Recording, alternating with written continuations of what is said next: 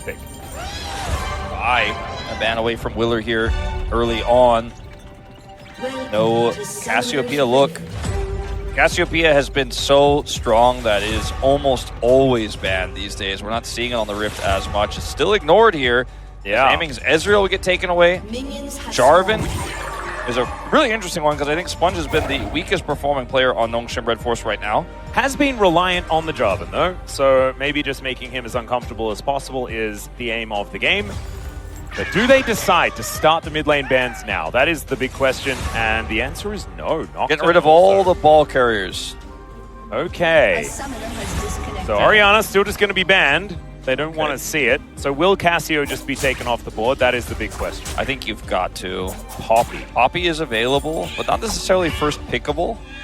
That's a scary one to leave up. We've only really seen it. Has it been played like once? I think it's been played once here in the LCK. It was a win. One time. But otherwise, it's just been living on the ban list. You got to ban Cassio here. I think you do.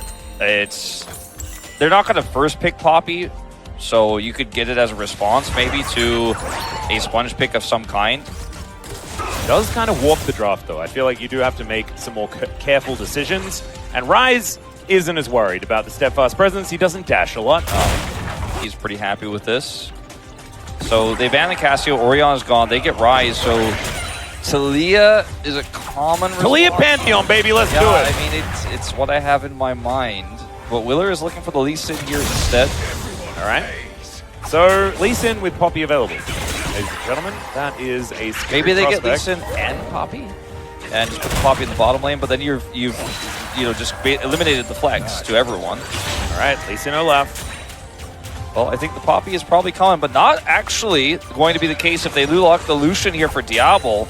A pick he rarely gets his hands on. And we'll have the Lehen's Milio in this combination. And the Annie is going to be Yukal's answer to the Ryze. We've seen this cropping up. The Talia has been an option into it as well. I believe Closer beat Scout's Ryze with this one in the Custom Cup final days ago. I think you probably see a ban on the Poppy right here. And then you will probably ban the Xin. And that will be just eliminating Sponge's playmaking in this one. Could see a Pantheon ban, to be honest, instead of the Xin, since it works really well with Lucian Ryze. Now they do that first. All right. And on the other side, you have no idea what this bottom lane is, so you want to get rid of picks that work well into the Lucian Milio. They take away the Nautilus. And it could be a Lulu ban, for example, if they're worried about dealing with that Yunara Lulu. That matchup does get pretty volatile. Pretty close one. I would kind of like a Seraphine ban. I'm just feeling like she has really started to hit her stride in the meta at the moment and would be able to go toe-to-toe in lane a little bit more effectively than some of the other options. The Karma is still there though, and so some possibilities for some Caitlyn Karma or something like that. Do they just not care about the Poppy, I guess? This is the other pick I was talking about, but I mean, Sponge can't play Poppy now. He could theoretically. Assuming they don't take it away and give it to Ando, but I don't think they want to be playing Poppy into Lucian Milio. That's what I'm a bit scared of as well. The Bard going to be denied from Ando instead. So no Caitlyn Bard response. Lulu, a possibility here if they want to run the Lulu Yunara lane into this one. It's a greedy one, but it looks like that's what they're aiming for. Speaking of aiming, he is the one that's going to lock it in. So Yunara first, and we do know that the Lulu is going to be coming next. So Sponge, are you going to be playing Poppy? Kingin, are you going to be playing Poppy? I wouldn't play Poppy into Olaf. That sounds terrible. So it is all about Sponge and whether he does want to take that one away. I don't think they have to, but it does feel really good into Lee Sin, and it can make sure that your bottom lane can't be punished. Feels really strong in that sense, and you have a lot of early game to play through, especially now that you have the Kled. All right, instead they go for the Fury, so this is going to be a populous draft for what feels like the first time ever. I think she has like snuck through a couple of drafts. Yeah, like one or two. Yeah, but the Lulu is obviously going to be picked up here as the support for aiming. And a pretty stock standard draft here for Kium DRX, but I feel like this is beautifully Ryze group. You know, like you look down the list of champions and you're like, there's some late game insurance, there's Annie for dropping bears on stuff, there's Korean junglers playing Lee Sin. Like this is just beautiful Ryze group play. Yeah, no, it is. It gets more interesting games 2 and 3. But right now we've got We've got all the tier list champions, all the good ones, right, that weren't banned away. We didn't get the Poppy in here because it didn't necessarily make that much sense. Again, I feel like it would have been good defensively into the Lee Sin to put the pressure on bottom side, but instead they want to go for a little bit more fire around top side and let the Lucian lane continue to push on its own. They'll probably have to set some defensive vision down there instead, but they want that Kled to get some advantages. I think I trust Nongshim's draft ball. As Lazy Hey, Feels it's here. Lazy Feel. He's always here, but this time he's watching in the audience. Oh, that's really cute. I actually saw some Vietnamese fans backstage as well. So I'm wondering who's over here from Vietnam at the moment. said- but I know that there was a couple of people here. He said frog fighting, but he said frog in Korean instead of writing frog. So he's just calling him a frog, not calling him frog.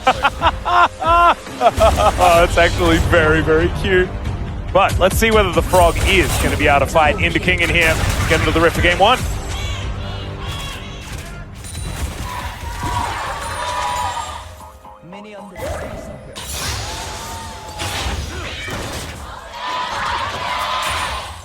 All right, here we are, ladies and gentlemen, onto the Rift for game number one, Nongshim versus KMDRX. This one is incredibly important, as Andal and Aiming are going to chase Diablo out of the river here momentarily, and just going to pick him up, and they should be able to wander away. The blaze value already there. Digon just said lazy peel in like all caps. Yeah, that's what. That is very dangerous. Don't be lazy when you're peeling. That is sharp, you know? And if you're lazy, you can like really like cut off part of your hand. Like we've all had peeler incidents. Do not be lazy when you're doing that. That is terrible advice. So Digon, just be better, please. That would mean a lot to us. Maybe he was trying to make a statement about the round. I don't think so, though. Yeah, I don't know either. That could be a bailout, though, as Aiming is going to take a lot of damage here from Diablo. Diablo's still going to be pushing back, though. Now at about 200 health is Aiming, and going toe-to-toe level 1 is dangerous at the best of times. Yeah, barrier down for Aiming, as they do get level 2 first out of this, but I don't know what it'll necessarily mean. There's a nice little cover out there from the Lance from Andil. A lot of damage from Diablo circle hits as well, and I mean, maybe they could turn this around right away. This is Willer on vision, and Diablo needs level 2. He does get it here. All right, he's going to connect here, but Sponge is making his way in, bounces into this Tri-Brush, and Diablo is going to take some Slurkle damage here. I mean, this is getting dangerous, as Willer is going to be pushed away. There is a Rise moving into this brush as well, and man, a lot of jockeying for position. That trade of barriers ended up working out really well for QMDRX, and Diablo went in aggressively and lost a lot of experience, so didn't get level 3 before they got the back off, and had level 2 very late, as we saw in that exchange. And with Willer down there, didn't have a lot of playmaking ability, but just everything was hitting. You know, the picks play from Ando was really good. Aiming is able to layer that Slurkle in there, just added enough damage with just a little bit of poke in this matchup. Like I said, it's very volatile. Can be won by the Inara Lulu, and they fight their way through it. So really nice start for them. Diablo, a man to be feared on Lucian. I think his stats don't really tell the story of how good he is at this pick, but even still, they haven't been able to win with it. Yeah, but with that one time, 1 and 3. Yeah, it's not what I was expecting as far as the stat line is concerned. We've seen this matchup go both ways. I believe Kingen tried this actually a couple of days ago. Well, he was the first one. Yeah, and last time it didn't work out so well. He is currently 0-2 on the Kled. Maybe third time's the charm. Oh, sorry, he was the first Olaf, sorry, that's what I had to say. Ah, yes, that's true. But he has played, I believe, the Kled a couple of times so far. Hasn't found much success. But we'll see whether this time's going to be different. In this game on the Nefiri, I want to mention him a little bit here because I think he has been a player that really hasn't been very aggressive. He's been very tame. You know, he's been very slow in a lot of these early games, and that's cost him big against big players like Charvel, for example, in the Kespa Cup Finals just a few days ago. And I wonder if he'll be able to turn the tempo up in this game, because in this matchup against Lee Sin and with this draft, he absolutely needs to. He cannot be a passenger in this game, cannot just be a farming Nefiri. Matched the Lee Sin early and did a good job with deterring a potential dive there, but we'll see what else he can get done in this game and in this series. Yeah, and Grump is up here for Willa. I don't know whether he's going to be heading back there, as this bottom lane seems so important to make sure that Aiming and Andal are not going to be falling behind. Local value decent, but Diablo and Lahens are very, very safe here. Having hit level 4, that's where this Lucian gets very, very dangerous. The fire kick is going to be frustrating here. No polymorph value to come through from Andal, unfortunately. The little lance and a bit of extra damage here, just as Andal is playing defense, but Aiming's still going to have his back interrupted. And now a potential dive angle. Aiming's very super pretty low. good. He does have his barrier back. Well, Sponge is going to jump in, gets right on top of Andal here, as that's a great polymorph, but still, it's going to wear off, and he goes untargetable. That is first blood, just so comfortably picked up by Nongshim. Yeah, Aiming would have had to stay under turret there to actually defend his support. He just wasn't willing to do it. It would have been tough, and he might have also just been an additional casualty there, but that barrier and heal, so there might have been some wiggle room there, but he ultimately decides to just let his support die, and stuck around while doing so delayed his back, but won't lose too much from this. But as you guys can see, early kill going over here puts a small lead here for this Lucian in this lane. Not as large as Diablo would have liked it to be, as Sponge picks up the kill. But this goes back to the aggression I was talking about we don't always see from Sponge. And if Aiming stays here, he becomes the target. Polymorph, you know, I think not enough to save there, so I don't think he could actually stay. I don't think Andal can turn that one around. He probably would have just been the one who dies and then wouldn't have been able to farm and would have been even worse. Yeah, and I actually like that he holds on to Flash there, doesn't try to outplay it or anything like that. I think it was going to be a little bit too difficult, especially with Nefarian's ability to dive, which is so strong. Good polymorph that time, try and avoid the extra damage, as Willer is taking a lot of said damage. Sponge making his way over the flash in from Scout, who does get stunned by the Pyroblast that followed him through there from Yukal. So flash for flash, mid for jungle is going to be the result of the play, but it feels like Nongshim just have so much more pressure here in this game. They really do. I mean, even though the bottom side had that early mishap, they've taken back completely control of that lane. And Kingen on the top side, it's a new summoner spell on this Kled. I didn't even notice until now the barrier That's he has kind of picked up. crazy. He has that one in tow, which could be useful later on in the game too. Yep. Pretty intrigued by how that one is going to work out. I think you use it on the very end of your Oh, and another polymorph comes in here as Aiming is just shooting him. Flashes forward, looking for the angle that Sponge is going to show up. Willard there as well, but is going to back away now that they see this Realm Warp bringing Scout down, but he doesn't have Flash, so cannot make that big Rune Prison play. Does get a bit of damage onto Willard, but Willer isn't too worried about it. Goes back towards his jungle. And, you know, this is another one of those attempts here. Oh. Just back off. Yeah, gets the heal, the shield, and is going to be able to go home. So nice hit on there by Diablo. So you can get some damage on the Scout. Sort of following him through the jungle here. Does have his bear available. So that means that Scout is not going to be coming on over to stop this plate from going down. This dive, or gank I should say, is not able to get QMDRX a kill, but it is able to relieve a lot of pressure, so it's incredibly valuable in that sense. Now notice Aiming is heading towards the top lane here. They may try to spring a bit of a trap here onto Kingen, start to control that as they swap the Olaf bottom side.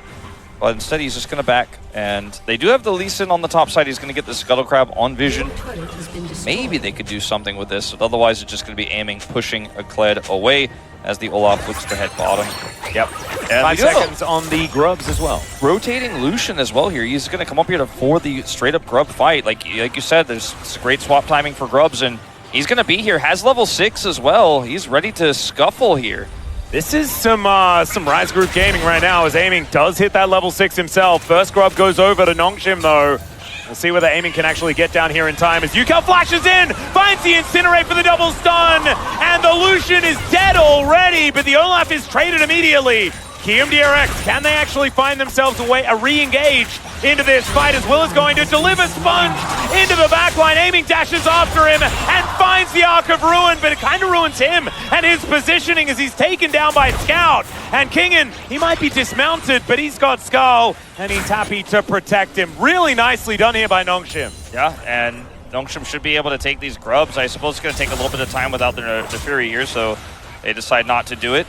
And this fight is really messy. Yukal wants to set up this flash play right into, by the way, a level 6 Milio, but it catches the Milio to prevent any sort of outplay here. The ultimate comes down from the hands immediately afterwards, and the Olaf that's overextended here to help secure that kill does go down. But watch Aiming here as they get Sponge over the wall with a nice flash. Aiming follows over the wall. Means he gets Sponge, but he also turns himself into a target. So just very messy. You know, the initial part of this I think was great from KingdomDRX. They had some good moments in it, but they kind of cooked a little too hard. Yeah, now Kingen is going to remount here towards his top side. Frog, I think, playing this one pretty effectively, understanding that Kingen was going to be able to get Skull back, so going for an all-in was going to be a little dangerous. Flash disadvantage as well for the Olaf. So KingdomDRX, that one cost them quite a bit. 600 gold is now the advantage for Nongshim, but I don't think it's over just yet. There's still a Yunara composition. We know what this champion can do later on in the game. And they're just going to have to weather the storm and make sure that this solution doesn't get too out of control. And right now, ahead by 100 gold, not No really out of control. no early fight to play through with that just yet, so still early days. Willer's here again.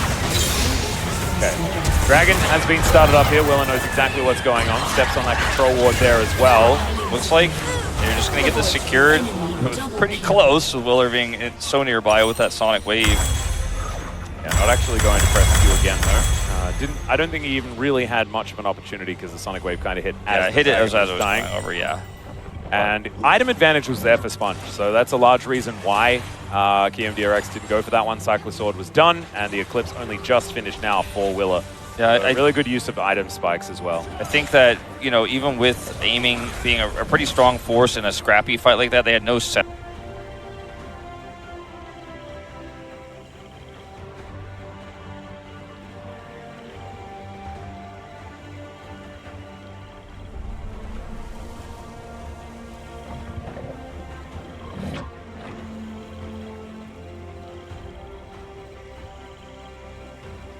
A summoner has reconnected. An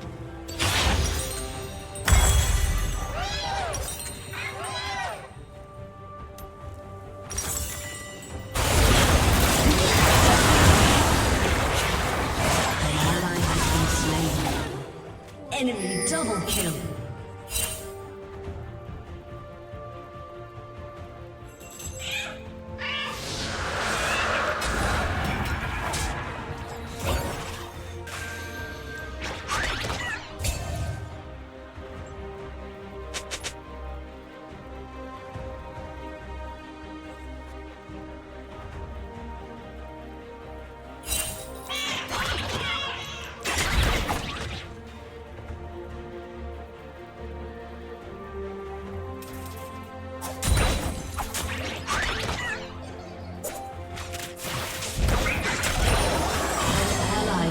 Slain.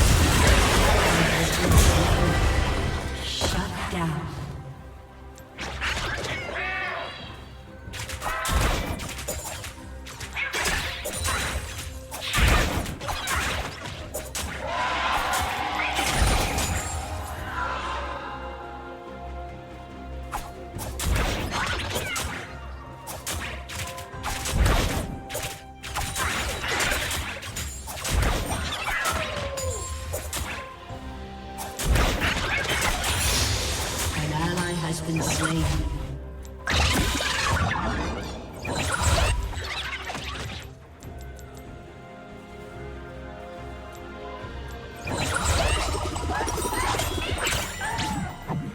Your turret has been destroyed.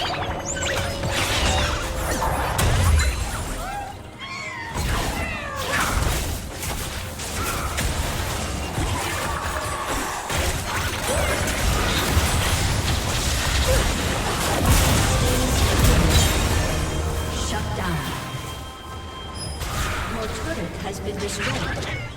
Double kill.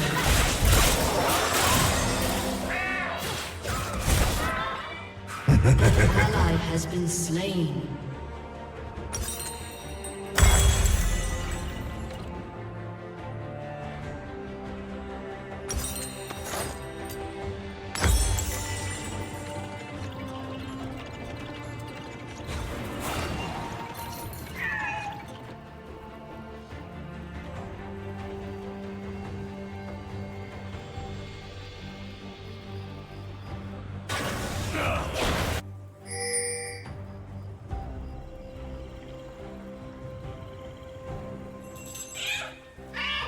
An enemy has been slain.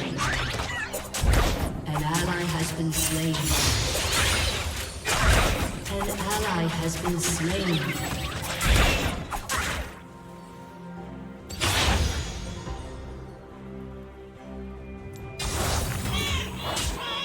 Your inhibitor is respawned.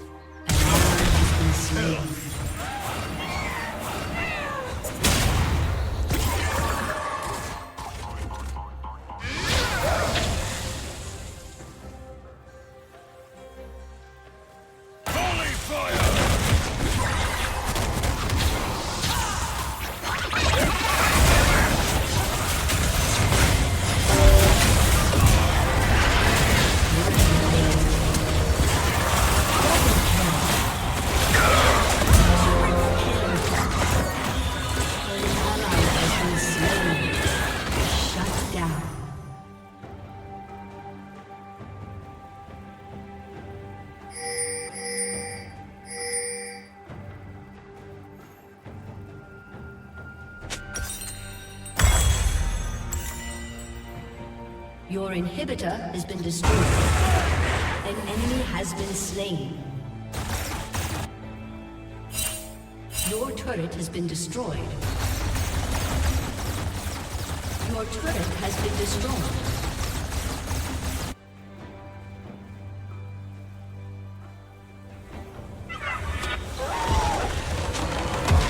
Defeat.